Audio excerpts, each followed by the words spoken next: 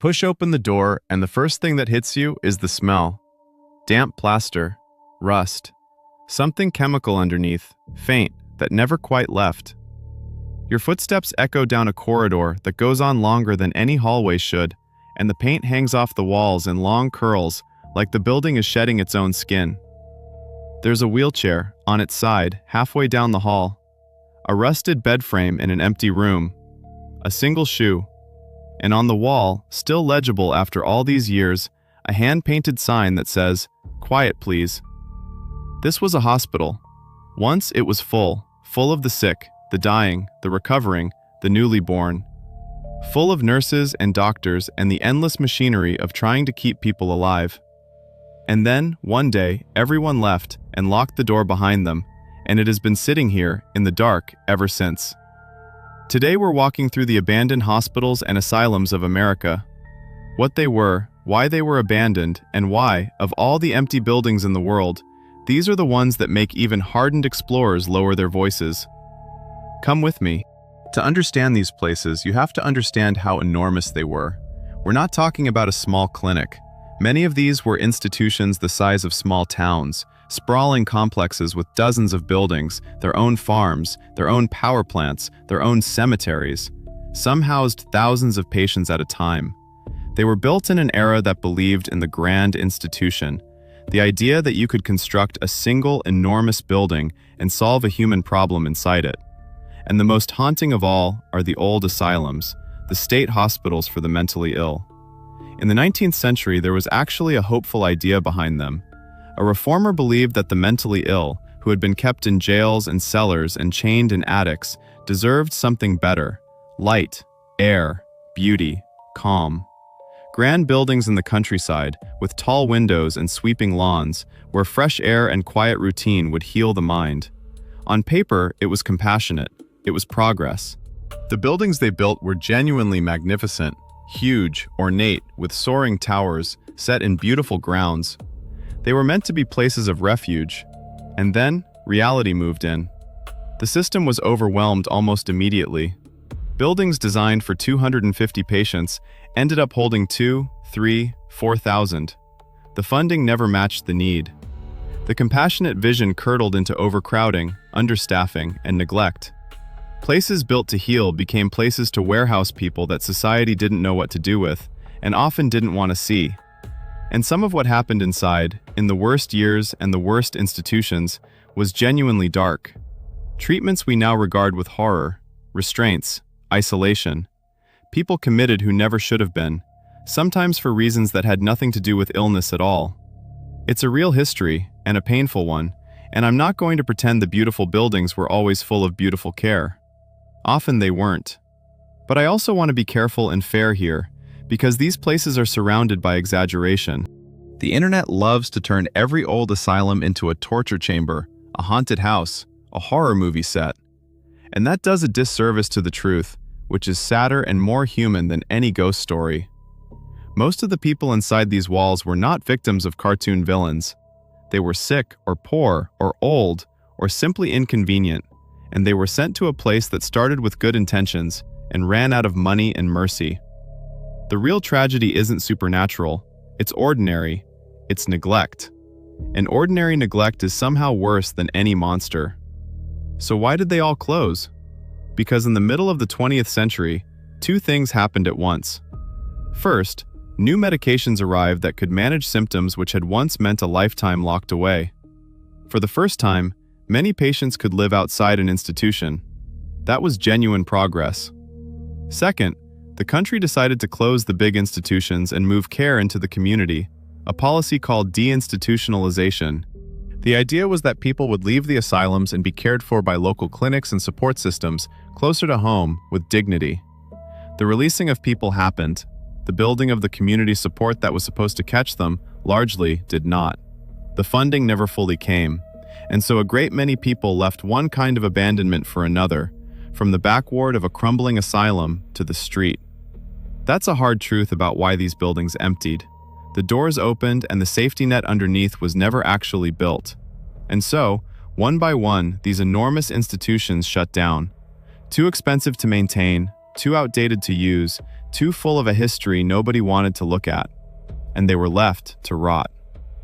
Now let's talk about what these places are like now, because this is where it gets extraordinary. An abandoned hospital decays in a way that's uniquely unsettling. Nature gets in, water first, always water, through the roof, and then mold, and then plants, and eventually trees growing through the floors of the wards. Paint peels in vast sheets, ceilings collapse, and everywhere the equipment remains: rusted gurneys, ancient wheelchairs, operating tables, and in the worst and strangest cases, things left behind that should never have been left behind at all. Explorers describe entire rooms full of abandoned records, patient files, photographs, personal belongings, just left there when the doors closed, slowly turning to pulp in the damp. Suitcases in the attic that patients brought when they arrived and never got to take home. There's a famous kind of discovery in these places: the belongings of people who checked in and simply never left. Their names on tags, their lives in a box, in an attic, forgotten. That's the thing that empties the air out of your lungs, not the peeling paint, the suitcases. And then there are the tunnels. Many of these big institutions were connected by underground tunnels, used to move patients, staff, laundry, and bodies between buildings without going outside in the winter. These tunnels still run beneath the complexes, dark and flooded and silent, and they are, by every account of everyone who's been in them, the single most frightening part of the entire place. Let's talk about a specific kind of these places that deserves its own moment: the tuberculosis sanatoriums. Before antibiotics, tuberculosis consumption, they called it, was one of the great killers, and there was no cure, only rest, fresh air, and sunlight. So they built enormous sanatoriums, often on hilltops or deep in the countryside, where patients would go to either recover slowly or die slowly, sometimes over years. These buildings have a haunting architectural signature: long, open-air porches and vast banks of windows, because the whole theory of treatment was exposure to fresh air. Patients were wheeled out onto those porches in their beds, in all weather, wrapped in blankets, to breathe. When antibiotics arrived and tuberculosis became curable with a course of pills, these massive sanatoriums became instantly obsolete, almost overnight. An entire category of enormous buildings lost its reason to exist in the span of a few years. And so they emptied, and today they stand among the most beautiful and most melancholy of all abandoned places. Those long sun porches now open to the weather, the windows broken, where thousands once lay watching the seasons change, waiting to find out which way their illness would go. Some of these sanatoriums saw so many deaths that they had body chutes, enclosed tunnels or slides used to move the dead down the hillside discreetly so that living patients wouldn't see how many were dying and lose hope. Read that again. They had to hide the bodies from the patients because the death toll was so constant that seeing it would have crushed the will to live of everyone still fighting. That single detail tells you more about what these places were than any ghost story ever could. Now let me say something about the explorers who document these places, because there's an ethics to this that matters. There's a whole community of people who photograph abandoned hospitals, and the good ones live by a rule: take nothing but pictures, leave nothing but footprints. They don't move things for a better shot, they don't take souvenirs, they don't disturb the records or the belongings. Because they understand something important, that these aren't sets, they're graves in a sense. They're the last physical trace of real people's real suffering, and there's a duty of respect that comes with walking through them. The bad actors, the ones who smash things for fun, or steal patient records as trophies, or stage fake scary photos, are doing something genuinely wrong. They're vandalizing the last evidence of forgotten lives. So if you ever find yourself drawn to explore one of these places, and I understand the pull, go with reverence, or don't go at all. And of course, most of these sites are dangerous and illegal to enter: collapsing floors, asbestos, contaminated air. The respectful way to visit most of them is through the lens of a photographer who knew what they were looking at. There's one more thing worth sitting with. Many of these institutions kept meticulous records, and those records, where they survive or have been preserved, are now a treasure for descendants. People researching their family history sometimes discover a great-grandparent who disappeared from the family story and find them at last in the admission ledger of a state hospital. A person the family whispered about, or never mentioned at all, suddenly given back their place in the story. These buildings, for all their darkness, are also archives of the forgotten, and sometimes they give people back to their families, 100 years late. Let's talk honestly about the ghost stories, because you cannot discuss these buildings without them. Every abandoned asylum in America is said to be haunted. Every single one. The stories are always similar. Voices, footsteps, cold spots, faces at windows, wheelchairs that move on their own, the feeling of being watched or touched. Ghost hunting shows have made these places famous, and people travel from all over to spend the night inside. Here's my honest take, and you can disagree. I don't think you need ghosts to explain why these buildings feel the way they feel. Think about what they actually are.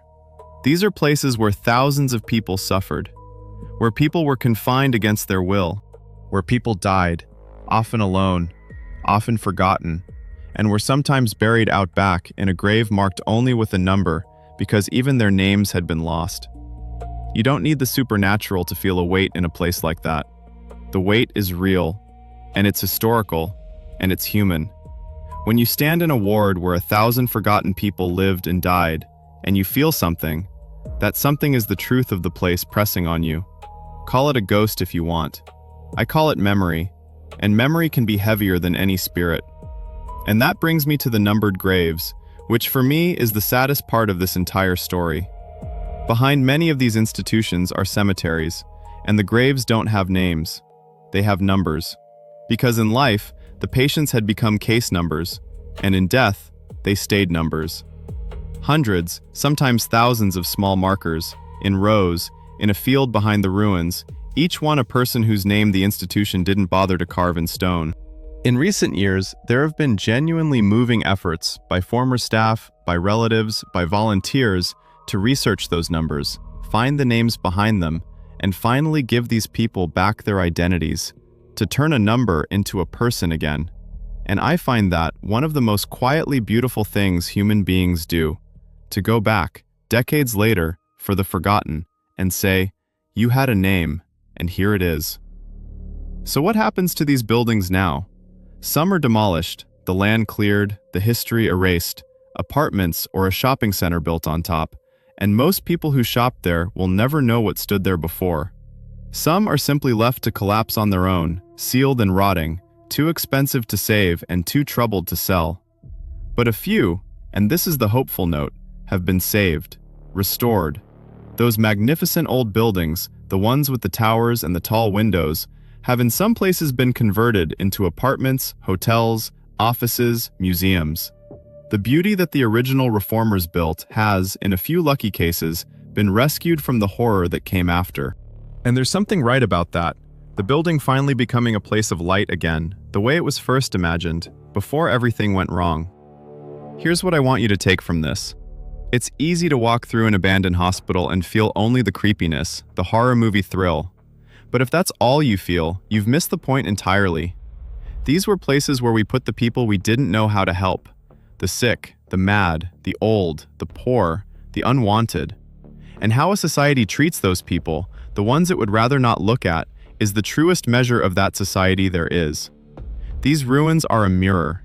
They show us both the best of us, the reformers' dream of light and air and dignity, and the worst of us, the neglect and the numbered graves. Both are us. Both are true.